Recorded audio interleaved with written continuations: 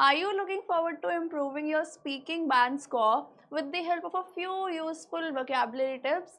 Then you are at the right destination. Yes, students. In this video, I am going to be orienting you towards the kind of vocabulary you should use in your speaking test, along with giving you a few practical tips that you can incorporate in your speaking test as well to have a better band score. So without wasting any time, let's start with it.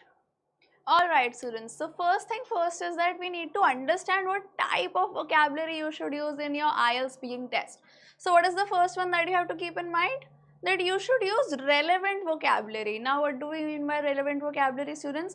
So see, you are going to be assigned a topic in your speaking test and you have to use vocabulary which is related to that topic and which is relevant to that topic. Okay, so I'll give you an example. Let's say you have to talk about something like advertisements. Okay, so your topic is advertisements.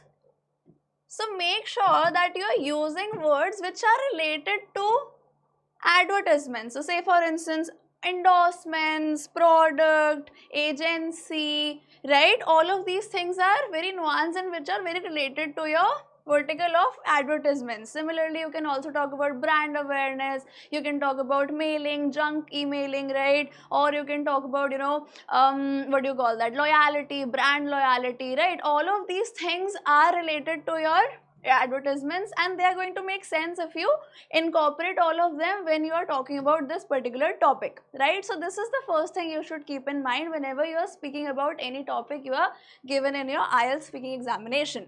Now the second thing that we also need to take care of is that you have to keep your vocabulary context appropriate and context specific. Now again, coming back to the topic that you have been assigned, you will understand that there is some backdrop and some context that it comes with.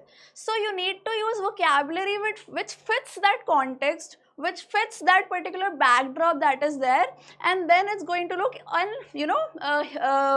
come out even more better. So I'll give you an example for this. Consider two sentences. Let's say there's a butcher and then there's a surgeon, right? And I say the butcher cut deep into the patient's abdomen and then I say the surgeon cut deep into the patient's abdomen. Now both butcher and surgeon work with bodies, that much we know, but when I say the butcher can cut deep into the patient's abdomen, does it feel context appropriate?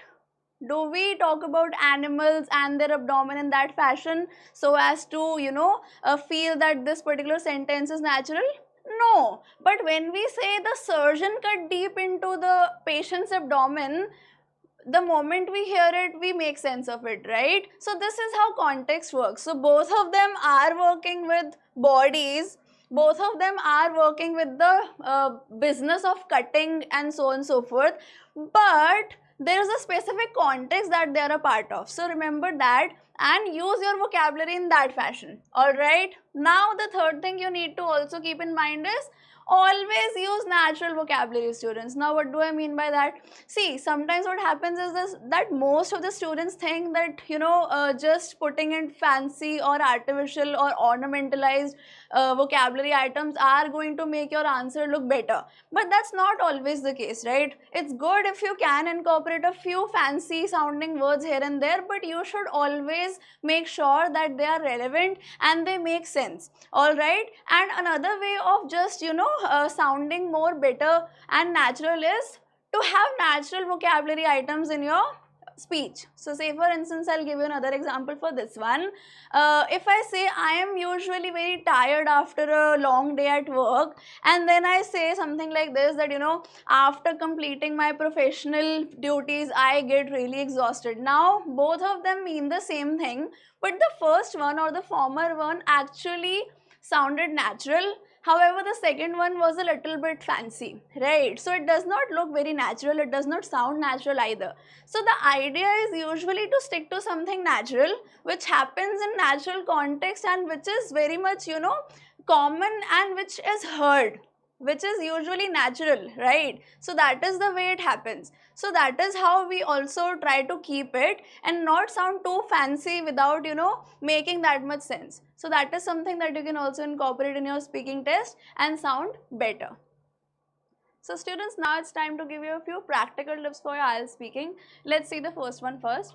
So the first one is that you have to stick to something familiar. So use words that you know inside out, and do not stick to words which you just hear from here and there and then you try to put them into context.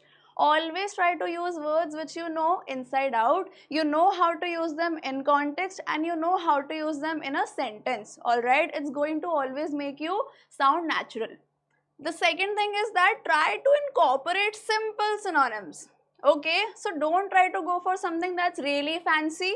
Okay, just try to stick to something which is a little simpler and which is more natural sounding. So I'll give you an example. Let's say I have a statement like this, that okay, I was surprised by XYZ event. Now I can try to replace the word surprised by either astonished or flabbergasted. So which one do you think should go better? Which one is more fancy sounding and which one is a little better sounding than surprising, but it's still looking a little natural? Astonishing, right? So I can say I was astonished by XYZ event instead of saying I was flabbergasted by some XYZ event. Okay, so try to stick with something that is a little simpler, but it's still enhancing the quality of your sentence. Okay, this is the second tip. Now the third tip is be confident. Students, this we hear all the time, that confidence is key, and which is actually true. Try to be a little more confident with whatever you are speaking in your speech during your IELTS speaking, and try to take lesser pauses because they make you sound a little more hesitant and they also make you sound nervous. Okay, so try to be more natural with your speech without taking more breaks and all and pauses. Alright, so if you incorporate all of these, you are definitely going to get a better band score for yourself in your IELTS speaking. So that's all for today, students. I hope this was helpful. If you like the content, please like, share and subscribe.